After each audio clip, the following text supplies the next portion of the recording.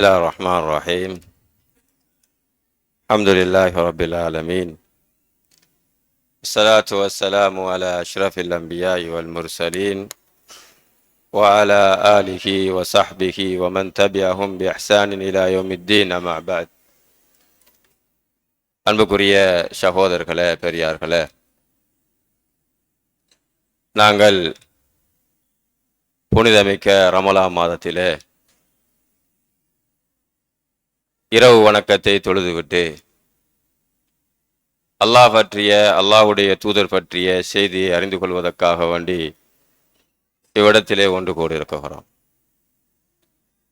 சகோதரர்களே, இப்படியான ஒன்று கூடல், இப்படியான அமர்வு ஒரு இபாதத், ஒரு வணக்கம். அதே போன்று இப்படியான அந்த அமர்வுகளிலே நாங்கள் உட்கார்ந்து இருக்கின்ற பொழுது அல்லாஹுடைய ரஹ்மத், அல்லாஹுடைய சக்கீனத் இறங்குது சகோதரர்கள். எனவேதான் இப்படியான இந்த பயான் மஜ்லிஸ் ஒரு இபாதத், ஒரு வணக்கம்.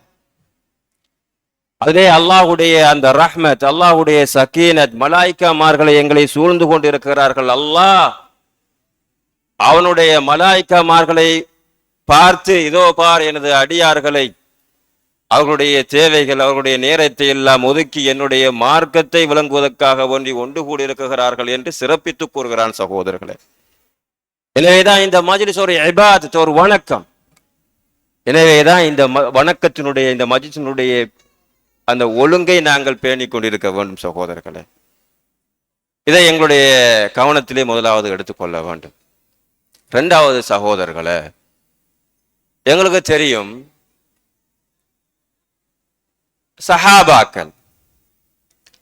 சஹாபாக்களிலே அஸ்ஹாபு சுஃபா என்று சொல்லக்கூடிய ஒரு பிரிவினர்கள் இருக்கிறார்கள்.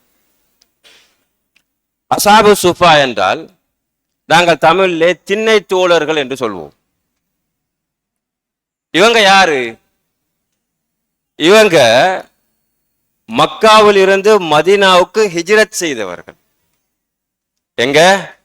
மக்காவில் இருந்து மதீனாவுக்கு ஹிஜ்ரத் செய்து, அவர்களுக்கு வாழ்வதற்கு வீடு கிடையாது, அவர்களை அரவணைப்பதற்கு உறவினர்கள் கிடையாது, வாழ்வதற்கு வாழ்வாதாரமும் கிடையாது. அப்படியான ஒரு குழுவினர். இந்த குழுவினரை அல்லாஹுடைய தூதர் ஸல்லல்லாஹு அலைஹி வஸல்லம் அவர்கள் பொறுப்படுத்தி மதீனாவிலே இருக்கக்கூடிய மஸ்ஜித் நபவியிலே ஒரு ஓரத்துல அவங்கள வாழ வைத்தாங்க. அவங்களுக்கு சாப்பாடு, அவங்களுக்கு அனைத்து விடயங்களையும் அல்லாஹுடைய தூதர் ஸல்லல்லாஹு அலைஹி வஸல்லம் அவர்கள் பொறுப்படுத்தார். இந்த அஸ்ஹாபு சுஃபா திண்ணை தோழர்கள்ல சிலர்கள் தன்னை குர்ஆனை மனனமிடுவதிலே ஈடுபடுத்திக் கொண்டார்கள். சிலர்கள் குர்ஆனை மனனமிடுவதிலையும் குர்ஆனை விளங்குவதிலையும் தன்னை ஈடுபடுத்திக் கொண்டார்கள். இன்னும் சிலர்கள் ஹதீஸை படிப்பதிலும், ஹதீஸை விளங்குவதிலும், ஹதீஸை பாடமாக்குவதிலும் தன்னை ஈடுபடுத்திக் கொண்டார்கள். ஆனால் ஒரு சஹாபி, அவர பெயர்தான் ரபீஆ இப்னு கஅப் அல் அஸ்லமி என்று சொல்லக்கூடிய ஒரு சஹாபி. இவர் சற்று வித்தியாசமாக தன்னை ஈடுபடுத்திக் கொண்டார்.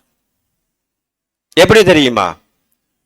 இவர் தன்னுடைய வாழ்நாள் அனைத்தையும் அல்லாஹ்வுடைய தூதருக்கு ஹிதுமத், பணிவிடை செய்வதற்காக வேண்டி அர்ப்பணித்தார். எந்த அளவுக்கு என்று சொன்னால், அல்லாஹ்வுடைய தூதர் ஸல்லல்லாஹு அலைஹி வஸல்லம் அவர்கள் தன்னுடைய அன்றாட தேவைகளை கழிப்பதற்காக வேண்டி தூர இடத்துக்கு போகின்ற பொழுது அவர்களுக்கு தண்ணீர் கொண்டு செல்வார்களாம். அதே போன்று அல்லாஹ்வுடைய தூதர் வுது செய்கின்ற பொழுது அந்த வுதுவினுடைய அந்த தண்ணீரை ஊற்றுவார்களாம் வுது செய்வதற்காக வேண்டி. இவ்வாறு அல்லாஹ்வுடைய தூதருக்கு பணிவிடை செய்வதிலேயே தன்னை அர்ப்பணித்தவர் தான் இந்த ரபீஆ இப்னு கஅப். எந்த அளவுக்கு இந்த பணிவிடை செய்வதிலே ஆர்வமாக இருந்தார்கள் என்றால், அவர்களுக்கு ஒதுக்கப்பட்ட இடம் மஸ்ஜித் நபவிக்குள்ள. ஆனால் இரவு நேரத்தில் அவர் அந்த மஸ்ஜித் நபவிக்குள்ள தூங்க மாட்டாராம். எங்க தூங்குவாராம்? மஸ்ஜித் நபவிக்கு பின்னால மஸ்ஜித் நபவியினுடைய அந்த வாயில்ல தூங்குவாராம்.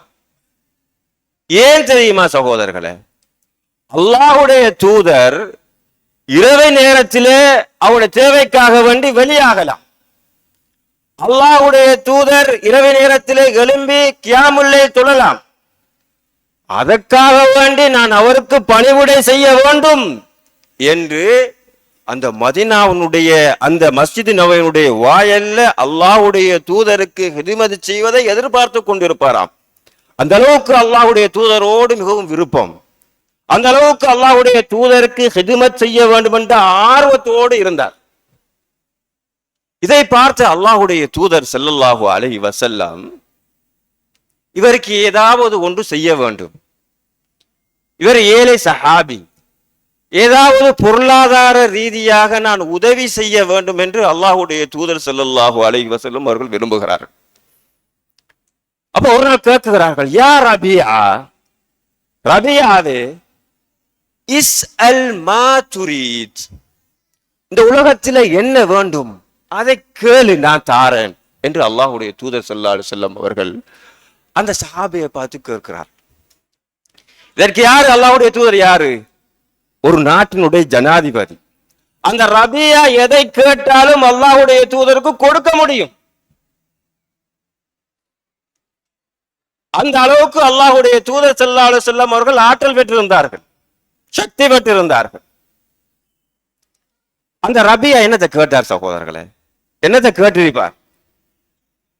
நாங்க என்னத்தை கேட்டிருப்போம்? ஒரு ஜனாதிபதி எங்களிடத்துல வந்து உங்களுக்கு விரும்பி எதை கேளுங்க என்று கேட்டால் நாங்க என்ன சொல்லுவோம்?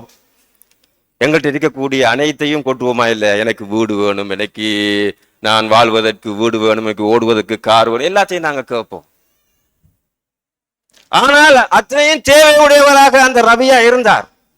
அவர் ஒரு வாலிபர், ஒரு ஏழை சஹாபி. அவர் திருமணம் முடிக்கவும் இல்லை, அவருக்கு வீடு வேணும், திருமணம் முடிக்கணும், அவருக்கு பொருளாதாரம் வேண்டும், அந்த தேவை அனைத்தும் அவருக்கு இருந்தது. அப்படி இருந்தும் அவர் எதை கேட்டார் தெரியுமா சகோதரர்களே? யா ரசூலல்லாஹ், அஸ்அலுக முராஃபகதக ஃபில் ஜன்னா. யா ரசூலல்லாஹ், இந்த உலகத்திலே எனக்கு எதுவும் தேவையில்லை யா ரசூலல்லாஹ். இந்த உலகத்திலே உங்களுக்கு பக்கத்திலே நான் இருக்குகிறேன். இது போன்று மறுமையிலே உங்களுக்கு பக்கத்திலே சொர்க்கத்திலே இருக்க வேண்டும் யா ரசூலல்லாஹ். இதைத்தான் நான் விரும்புகிறேன் யா ரசூலல்லாஹ். இதனை உங்களுக்கு பெற்றுத்தர முடியுமா என்று கேட்கிறார்கள். இப்ப அல்லாஹ்வுடைய தூதர் ஸல்லல்லாஹு அலைஹி வஸல்லம் அவர்கள் சொல்லுகிறார்கள், யா ரபியா, நீ இந்த உலகத்திலே இருக்கக்கூடிய ஒன்றை கேட்டால் என்னால் தர முடியும். ஆனால் நீ கேட்பது சொர்க்கம், அதனை என்னால் தர முடியாது யா ரபியா என்று சொல்லுகிறார். சொல்லிவிட்டு சொல்லுகிறார்கள், அதற்குரிய வழிமுறையை உனக்கு சொல்லி தருகிறேன். சொர்க்கத்துக்கு போகக்கூடிய வழிமுறையை உனக்கு சொல்லி தருகிறேன். இன்னி அலா நஃப்ஸிக பிகஸ்ரத்தி சுஜூத். யா ரபியா, நாளை மறுமையிலே என்னோடு நீ இருக்க வேண்டுமா? சொர்க்கத்திலே இருக்க வேண்டுமா? நீ அதிகமாக சுஜூதை அதிகப்படுத்திக் கொள் என்று அல்லாஹ்வுடைய தூதர் ஸல்லல்லாஹு அலைஹி வஸல்லம் அவர்கள் சொர்க்கத்துக்கு போகக்கூடிய அந்த வழியை சொல்லிக் கொடுக்கிறார். சகோதரர்களே, இந்த சம்பவத்திலிருந்து நாங்கள் என்ன விளங்குகிறோம் சகோதரர்களே? அந்த சஹாபியினுடைய பார்வை, இந்த துன்யா மீது அவருடைய பார்வையை பாருங்களேன். இந்த துனியாவை அவர் எந்த இடத்திலே வைத்தார் என்பது பாருங்க. இந்த துனியாவை தாழ்ந்த நிலையிலும் மறுமையை உயர்ந்த நிலையிலும் அவர் வைத்தார் சகோதரர்களை. அதனாலதான் அவர் யோசித்தார், அல்லாஹ்வுடைய தூதரிடத்துல நான் பணத்தை கேட்டா தருவாங்க, ஆனால் பணம் எவ்வளவு காலத்துக்கு நிற்கும்? நான் அதை செலவழிச்சு அழிச்சு விடுவேன், அது நிரந்தரம் அல்ல. வீட்டை கேட்டா வீடு தருவாங்க. ஆனால் எவ்வளவு காலம் அந்த வீட்டில நான் வசிப்பேன்? சொற்ப காலம்தான் நான் வசிப்பேன். பிறகு அது என்னை விட்டும் போய்விடும். அது நிரந்தரம் அல்ல. ஆனால் மறுமையிலே சொர்க்கத்தை கேட்டால் அது நிரந்தரம், அது அழியாதது. அதை அவர் தேர்ந்தெடுத்தார். அப்ப மறுமையை உயர்நிலையிலும் இந்த துனியாவை தாழ்நிலையிலும் அவர் பார்த்தார். சகோதரர்களே, இவ்வாறுதான் ஒரு முஸ்லிம் இந்த துனியாவை பார்க்க வேண்டும். மறுமையை நோக்கிய பயணமாக அவனுடைய அந்த பயணம் அமைய வேண்டும். அவனுடைய பார்வை இருக்க வேண்டும். இந்த உலகம், இந்த துனியா அழிந்து விடக்கூடியது சகோதரர்களே. இதுல எதுவும் நிரந்தரம் அல்ல. குல்லுமன் அலைஹா ஃபான், இந்த உலகத்திலே இருக்கக்கூடிய அனைத்தும் அழியக்கூடியது. வல் ஆகிரத்து கைரும் வ அபகா, மறுமைதான் சிறந்ததும் அதுதான் நிரந்தரமானதும் என்று அல்லாஹ் திருமறையிலே கூறுகிறான். இந்த உலகத்திலே இருக்கக்கூடிய பிள்ளைகள், செல்வங்கள், அனைத்து விடயங்களும் ஒரு அலங்காரம். அல்மாலு வல் பனூன ஜீனத்துல் ஹயாத்துத் துன்யா, இந்த உலகத்திலே இருக்கக்கூடிய உங்களுடைய செல்வங்கள், உங்களுடைய பிள்ளை ஊட்டிகள் எல்லாம் இந்த துன்யாவுடைய அலங்காரம். யஅலமு அன்னமல் ஹயாத்துத் துன்யா லைபுன் வ லஹ்வுன் வ ஸீனா, அறிந்து கொள்ளுங்கள் இந்த உலகம் ஒரு வீண் வேடிக்கை அலங்கார பொருள். மறுமைதான் நிரந்தரம், அதுக்குரிய வழியை தேடுங்கள் என்று அல் குர்ஆன் எங்களுக்கு சொல்லுகிறது சகோதரர்களே. எனவேதான் ஒரு மூமினுடைய, ஒரு முஸ்லிமுடைய பார்வையில் இந்த துனியா தாழ்வாக இருக்க வேண்டும், மறுமை உயர்வாக இருக்க வேண்டும் சகோதரர்களே. அதைத்தான் அந்த சஹாபி பார்த்தார். அடுத்ததாக அவருடைய இந்த உலகத்தினுடைய வாழ்வின் இலக்க பாருங்கள் சகோதரர்களே. இந்த உலகத்திலே எந்த நோக்கத்துக்காக வேண்டி வாழ்ந்தார்? அல்லாஹ்வுடைய தூதருக்கு பணிவிடை செய்தார். அவருடைய வாழ்நாளே அல்லாஹ்வுடைய தூதருக்கு பணிவிடை செய்வதிலே அர்ப்பணித்தார். என்ன நோக்கம்? இந்த துனியாவிலே ஏதாவது பெற்றுக்கொள்ள வேண்டும் என்ற நோக்கமா? அப்படி நோக்கம் இருந்திருந்தால் அல்லாஹ்வுடைய தூதர் எது வேண்டும் என்றாலும் கேளுங்கள் என்று சொன்னார்களா இல்லையா? அப்ப கேட்டிருப்பாங்களா இல்லையா? அவருடைய இலக்கு எதுவாக இருந்தது தெரியுமா? இந்த துன்யா அல்ல, மறுமை, அதிலே இருக்கக்கூடிய சொர்க்கம் எங்கக்கூடிய அவருடைய இலக்காக இருந்தது சகோதரர். இதுதான் ஒரு மூமினுடைய இலக்காக இருக்க வேண்டும். இந்த உலகத்தினுடைய வாழ்க்கை அனைத்தும் மறுமையை நோக்கிய ஒரு இலக்காக இருக்க வேண்டும். அதிலே நான் சொர்க்கத்தை பெற வேண்டும் என்ற அந்த நோக்கத்தை கொண்டு இருக்க வேண்டும் சகோதரர்களே. இந்த துனியாவை நாங்க இந்த துனியாவோடு, துனியாவிலே நாங்கள் செய்யக்கூடிய அந்த செயற்பாடுகளை துனியாவுடைய இலக்குக்காக வேண்டி செய்யக்கூடாது சகோதரர்களே. وَمَنْ كَانَ يُرِيدُ حَرْثَ الْآخِرَةِ نَزِدْ لَهُ فِي عَرْضِهِ, யார் இந்த உலகத்திலே மறுமையை நோக்கி மறுமையை நாடி யார் செயற்படுகிறாரோ அவர்களுக்கு இன்னும் நாங்கள் அதிகரித்து கொடுப்போம். وَمَنْ كَانَ يُرِيدُ حَرْثَ الدُّنْيَا نُؤْتِهِ مِنْهَا, இந்த உலகத்தை நாடி, இந்த உலக லாபங்களை நாடி அவர் யார் செயற்படுகிறாரோ நுத்தி மின்ஹா, அதையும் நாங்கள் கொடுப்போம். ஆனா வமா லஹு ஃபில் ஆகிரத்தி மின் நஸீப், நாளை மறுமையிலே எந்த பங்கும் அவருக்கு கிடையாது. அப்ப எனவேதான் சகோதரர்களே, இன்னொரு வசனத்திலே சொல்லுகிறான் அல்லாஹ், வமன் அராதல் ஆகிரத வ ஸஅலஹா ஸஅயஹா வ ஹுவ முஃமின், யார் மறுமையை நாடி அதற்காக வேண்டி இந்த உலகத்திலே செயற்படுகிறாரோ கான ஸஅயுஹு மஷ்கூரா, நாளை அவருடைய அந்த செயற்பாடு மறுமையிலே போற்றப்படும், அல்லாஹ் பாராட்டுவான். சகோதரர்களே, எந்த செயற்பாடாக இருந்தாலும் மறுமையை நோக்கிய அந்த எண்ணத்தோடு நாங்கள் செய்ய வேண்டும் சகோதரர்களே. இன்றைக்கு என்ன வேண்டும் சொன்னால், இன்றைக்கு நாங்கள் செயற்பாடுகிறோம், எங்கள் அனைத்து விடயங்களும் துனியா மைண்ட், இது செய்தால் என்ன கிடைக்கும், நல்ல காரியத்தையும் செய்துவிட்டு நாங்கள் துனியாவுடைய அந்த கூலியைத்தான் எதிர்பார்க்கிறோமே தவிர மறுமையை நோக்கி நாங்கள் மறுமையினுடைய கூலியை நோக்கி நாங்கள் என்ன செய்யறல, எங்களுடைய செயற்பாடை அமைத்துக் கொள்கிறோம் இல்லை சகோதரர்களே. எனவேதான் ஒரு மூமினுடைய அந்த பயணம், அந்த நோக்கு, அவனுடைய இலக்கு மறுமை நோக்கியதாக, மறுமையிலே சொர்க்கத்தை அடைய வேண்டியதாக இருக்க வேண்டும் சகோதரர்களே. அதே போன்றுதான் தொழுகையினுடைய அந்தஸ்து, தொழுகை எந்த இடத்திலே இருக்குகிறது என்பதை பாருங்கள் சகோதரர்களே. தொழுகை என்பது ஒரு மூமினுடைய, ஒரு முஸ்லிமுடைய அடையாளம். ஒரு மூமினுக்கு, ஒரு முஸ்லிமுக்கு பேர் அடையாளம் இல்லை அவனை முஸ்லிம் என்று நாங்கள் மதிப்பதற்கு, எங்களிடத்தில் அவ்வாறு தான் இருக்குகிறது. ஆனா தொழுகைதான் ஒரு மூமினுடைய அடையாளம், முஸ்லிம் என்பதற்கு அடையாளம். அல்லாஹுல்லதி பைனனா பைனஹும் அஸ்ஸலா, எங்களுக்கும் காபிருக்கும் உள்ள வேறுபாடு எது? தொழுகை தொழுகை ஒரு மனிதனுடைய வாழ்க்கையின் பிரகாசம் சகோதரர்களே. அஸ்ஸலாத்து நூறுன். தொழுகை ஒரு மனிதனுடைய வாழ்க்கையில் பிரகாசத்தை ஏற்படுத்தும்.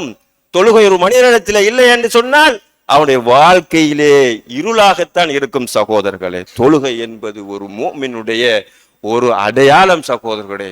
எனவேதான் சகோதரர்களே, நாங்கள் இந்த தொழுகையை நாங்கள் அதிகரித்துக்கின்ற பொழுதோ நாளை மறுமையிலே சொர்க்கத்திலே அல்லாஹ்வுடைய தூதரோடு இருப்பதற்குரிய ஒரு வாய்ப்பை எங்களுக்கு தருகிறது சகோதரர்களே. எனவேதான் தொழுகைகளை அதிகரிக்கக்கூடிய ஒரு மாதம், இபாதத்துகளை அதிகரிக்கக்கூடிய ஒரு மாதம் சகோதரர்களே இந்த மாதம். இந்த மாதத்திலே நாங்கள் அதிகமான தொழுகைகளை, கியாமுல் லைல், அதே போன்று சுன்னத்தான தொழுகைகள், தஹஜ்ஜத் தொழுகைகள், அதே போன்று ஐங்கால தொழுகைக்கு முன்னால் பின்னால் இருக்கக்கூடிய தொழுகைகள், அதிகமான நாங்கள் தொழுகையிலே ஈடுபட்டு அல்லாஹ்வுடைய தூதரோடு நாளை மறுமையிலே இருப்பதற்குரிய பாக்கியத்தை பெறுவோமாக. வ ஆகிரு தஅவானா அனில் ஹம்துலில்லாஹி ரப்பில் ஆலமீன்.